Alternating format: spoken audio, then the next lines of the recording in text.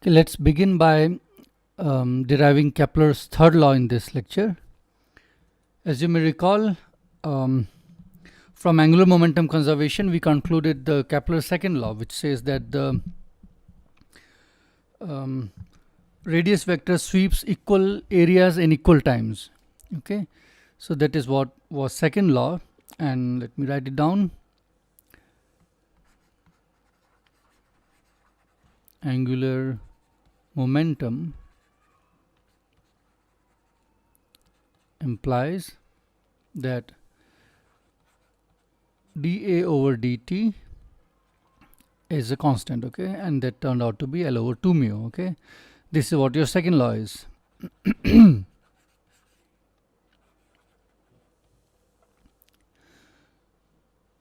Now if let's say we are looking at ellipse, okay, elliptical orbits, then if it takes a time t, which I write like this, a capital T, okay, to complete one orbit, okay, then in the time t, the radius vector is going to sweep an area A, which is equal to the area of ellipse, that is pi times A times B. Okay, A and B are semi-minor and semi-major axes. Okay, that's the area of ellipse. So in this time t, this much of area will be covered, and if you use your second law here and integrate this equation, you will get A is equal to, when I'm integrating this one, and I'm just writing what value it is, so L over 2 mu times t. Okay, I've just done an integral. Now you recall how semi-major axis, semi-minor axis is related to semi-major axis, and the relation, if you recall, is this. Okay, and if you substitute the values, you will get A square root of A L square over mu k in the square root. Okay, now if you substitute A is anyway here, if you substitute B in this expression, okay, you'll get the following. You will get that t is equal to 2 pi. The algebra is simple, you have to just plug in few quantities here. A to the 3/2 mu over k in the square root. Okay, which means your t square, if you square both sides, 2 pi square, and you have a mu over k times A cube. Okay, which says that time period square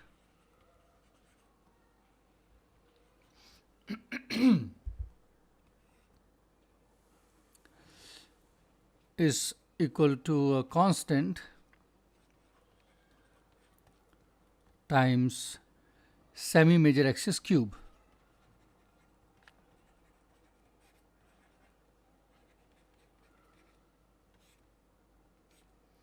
And this is your third law.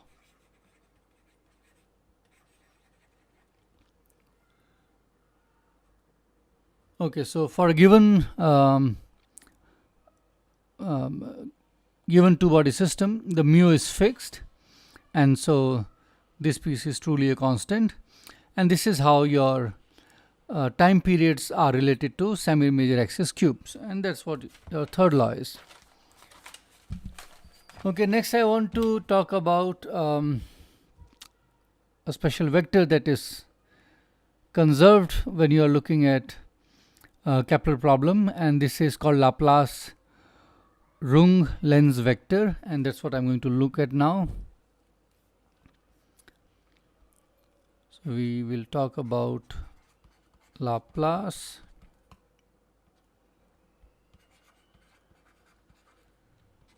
Runge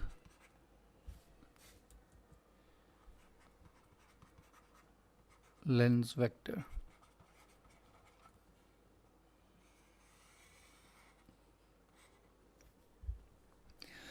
So out of the momentum, angular momentum, and the radial vector, the radius vector, which gives the location of the particle. Okay, let's define a quantity which I denote by A as follows. So I take the cross product of the momentum of the particle mu, wherever it is, with the angular momentum which is conserved. Okay, this is a cross product, and from this you subtract mu k times the unit vector, unit radius vector. Okay, so I've divided by r, which makes this quantity a unit vector. Okay, a small exercise, trivial one basically. Argue that A lies in the plane of motion.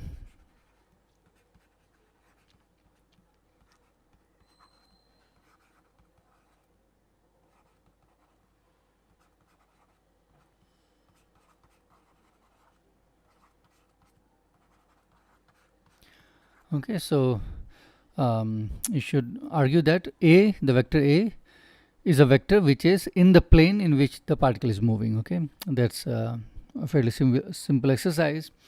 Now I want to show that this is a conserved quantity, meaning I want to show that if I take the time derivative of A, I will get 0. Okay, that's what I want to show. So let's calculate the derivative. So I have P cross L. So first P dot cross L plus P cross L dot. Okay, that's good. Minus mu k.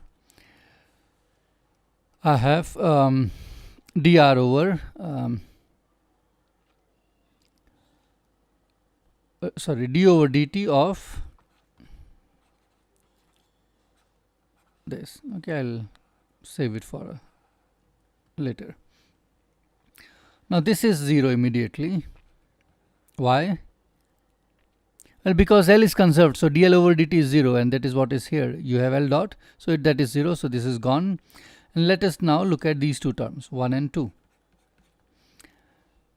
Okay, so term 1 is the following. So I have P dot cross L. Now P dot is the force. Okay, the rate of change of angular momentum is force, and our force is minus k over r square in the radial direction, which I will write as minus k over r cube, and I write r here, which makes it go as 1 over r square, and the direction is captured correctly here. So you have P dot. Now let's multiply with this or cross with this angular momentum, and angular momentum is r cross P, which I write as r cross P would be mu r dot. Okay, that's good. This is same as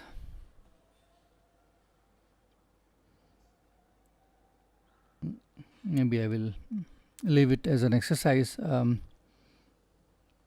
So you have here r cross r dot. Okay, and this I'll just write down the result. It's simple algebra you can do. So the result will be minus mu k. Okay, then you have r dot. So there is no vector here. This is just r dot, the radial velocity, over r square times r vector minus r dot over r. It should be not very difficult to obtain. Then the term number 2, you can check it will, it's simple derivative. So you have you will get minus mu k. Okay, and then you will have minus r dot over r square times r vector plus 1 over r dot. Okay, now let's see what is sum of 1 and 2. So you have minus mu k, these are common here in both. So you have r dot over r square r dot over r square r with a minus sign, so that cancels against this one. And similarly the second one also cancels. So 1 plus 2 is 0, which means dA over dt is also 0. Okay, which would imply that A is a conserved vector.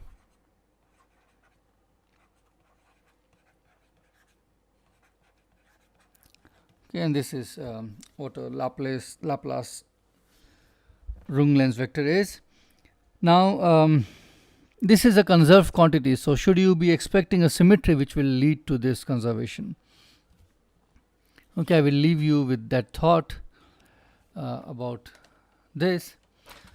Now what you can ask about this vector A? Now you may think, okay, what's the magnitude of this vector A and where is this vector located? Of course it's going to be fixed in space and not change with time because this is conserved, and you would like to know where that vector A is located and what's its length. Okay, that's what we want to take up next. Okay,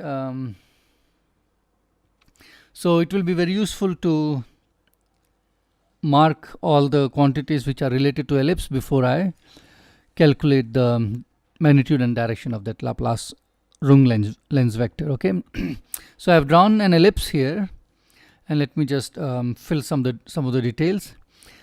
Here is the focus. Okay, this point is called perihelion. Okay, so some nomenclature I want to throw. Perihelion. This point, the opposite point, which is furthest away from the focus, is called aphelion. Okay.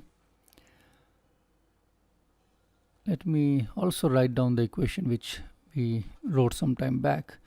This is A times 1 minus epsilon square. Epsilon is the eccentricity, and you have 1 plus epsilon cos of theta. This length is from here to here. The place where theta is pi by 2 is A times 1 minus epsilon square. That is correct. Okay. This is the closest distance, and this is A times 1 minus epsilon. And from the center of the ellipse to the focus is A times epsilon. Let me denote that also by these.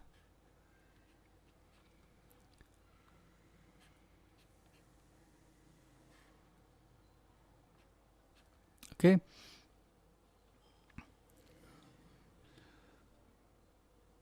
Okay, perfect. And this the rectangle which you see here is 2A from here to there, and this length is 2B from here to there. Okay. Now we want to know the magnitude of A. So you can choose any point in the orbit and try to calculate the vector A. So you find out what is the momentum at that point. Let's say you choose the point to be here. Okay, so you should find out what is momentum there, and angular momentum is anyway fixed, so there is nothing to get from the orbit. And then you find out what is the r for that point, so this point. And of course it will be best if you choose this point to calculate A. And it does not matter where you calculate because it's going to be a constant, right? It's not going to change. So let's look at this point and evaluate A at this point. So it's here. So maybe I can give expression on the next page.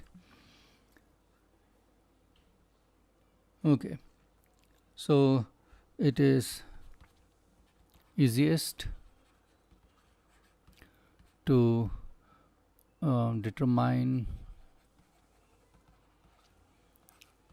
A by looking at by evaluating it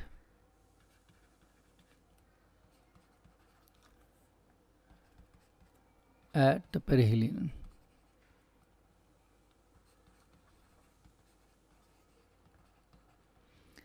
Okay, so let's do that. Exercise number 1, trivial, almost trivial. P cross L. Okay, we want to evaluate this as at RP. So by P I mean perihelion. Okay, so this is this length from focus to perihelion I am calling RP, which is A1 minus epsilon. Okay, please show that this is equal to the following: mu k 1 plus epsilon. K is the thing which appears in the potential and mu is your reduced mass. Epsilon is the eccentricity times Rp over Rp. Okay, so that is what you should get, and maybe I should emphasize that Rp is A1 minus epsilon. This is Rp.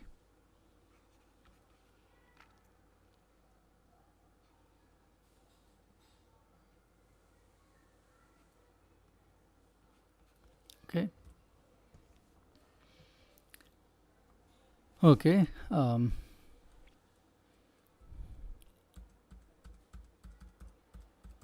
So that is Rp. I just removed because I didn't want to clutter this page. And all you will need to really use is that P and L, so the momentum and the angular momentum at perihelion would be having 90 degrees. See here, the particle would be going in this direction. Okay, and angular momentum is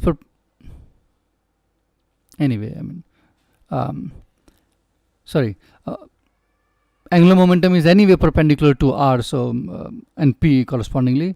So that is not the point.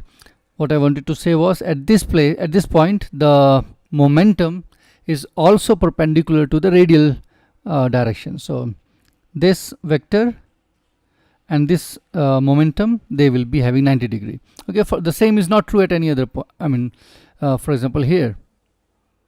Okay, or is it?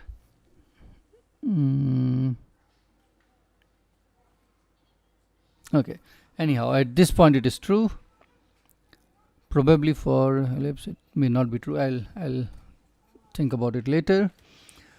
So that is one thing you please show, and once you have done that, our vector A is immediately available to us. So A would be mu k times 1 plus epsilon Rp over R, that's the first term, minus mu k Rp over R. Okay, and calculating that is also it's quite easy. There is not much, and with that you will get the following. So you have mu k and 1 plus epsilon minus 1 will give you epsilon, and then you have Rp over R, which is just the unit vector in the direction of perihelion. Okay, so that's the That's the Laplace-Runge-Lenz vector. Okay, so I'll stop this video here and we'll continue further in the next video.